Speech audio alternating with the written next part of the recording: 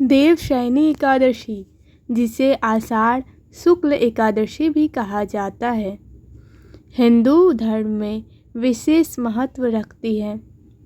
मान्यता है कि इस दिन से भगवान श्री हरि विष्णु 4 महीनों के लिए योग निद्रा में चले जाते हैं और चतुर्मास का आरंभ होता है। देवशयनी एकादशी से जुड़ी मैं 2 कहानी सुनाने वाली हूँ, जो कि पहली कहानी है राजा मानधाता और वर्षा की कथा। प्राचीन काल में मानधाता नाम के एक अत्यंत चक्रवर्ती, धर्मनिष्ठ और प्रजापालक राजा हुए। उनकी नगरी में प्रजा बहुत सुखी और संपन्न थी। अकाल का संकट एक बार उनके राज्य में लगातार 3 वर्षों तक वर्षा नहीं हुई। इसके कारण अकाल पड़ गया। नदियाँ तालाब सूख गए और प्रजा अन्न जल की अभाव में तड़पने लगी। यज्ञ हवन और पूजा पाठ बंद होने लगे। अंगिरा ऋषि का सुझाव। अपनी प्रजा का दुख न देख पाने के कारण राजा मानधाता वन की ओर चले गए। वहाँ उनकी भेंट ब्रह्मा जी के पुत्र अंगिरा ऋषि से हुई। राजा ने अपने राज्य की दयनीय स्थिति बताई और उपाय पूछा। देवशयनी एकादशी का व्रत महर्षि अंगिरा ने राजा को आषाढ़ मास के शुक्ल पक्ष की देवशयनी एकादशी का विधि विधान से व्रत करने का परामर्श दिया। राजा ने अपने राज्य वापस लौटकर पूरी श्रद्धा के साथ देवशयनी एकादशी का व्रत किया। व्रत के प्रभाव से मेघ उमड़ घुमड़ कर आए और मूसलाधार वर्षा हुई। पूरा राज्य जल धान्य से परिपूर्ण हो गया और प्रजा की संकट समाप्त हो गई। अतः यह कहानी समाप्त होती है। बोलिए श्री हरि विष्णु की जय, माता लक्ष्मी की जय। अब मैं आपको दूसरी कहानी सुनाने वाली हूँ, जो कि अत्यंत महत्वपूर्ण कहानी है। राजा बलि और वामन अवतार की कथा।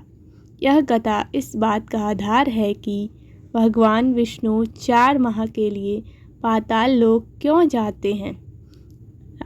दैत्यराज बलि अत्यंत दानी और शक्तिशाली राजा थे।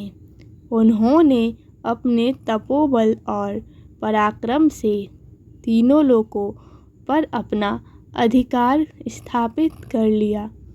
इससे भयभीत होकर इंद्रदेव और अन्य देवता भगवान विष्णु की शरण में गए। देवताओं की प्रार्थना पर भगवान विष्णु ने वामन अवतार लिया और दानवीर राजा बलि के पास भिक्षा मांगने पहुँचे। वामन रूप में प्रभु ने बलि से केवल 3 पग भूमि मांगी। राजा बलि के हाँ कहते ही वामन रूपी विष्णु जी ने विशाल आकार धारण कर लिया। उन्होंने पहले पग में पूरी पृथ्वी माप ली, दूसरे पग में स्वर्गलोक और आकाश माप लिया। तीसरे पग के लिए जब कोई स्थान न बचा तो राजा बलि ने नम्रतापूर्वक अपना सिर प्रभु के चरणों में रख दिया। राजा बलि की इस भक्ति और सत्यनिष्ठा से भगवान विष्णु अत्यंत प्रसन्न हुए। उन्होंने बलि को पाताल लोक का राजा बना दिया और वरदान मांगने को कहा। बलि ने वरदान में मांगा कि भगवान सदैव उनके सामने पाताल लोक में निवास करे।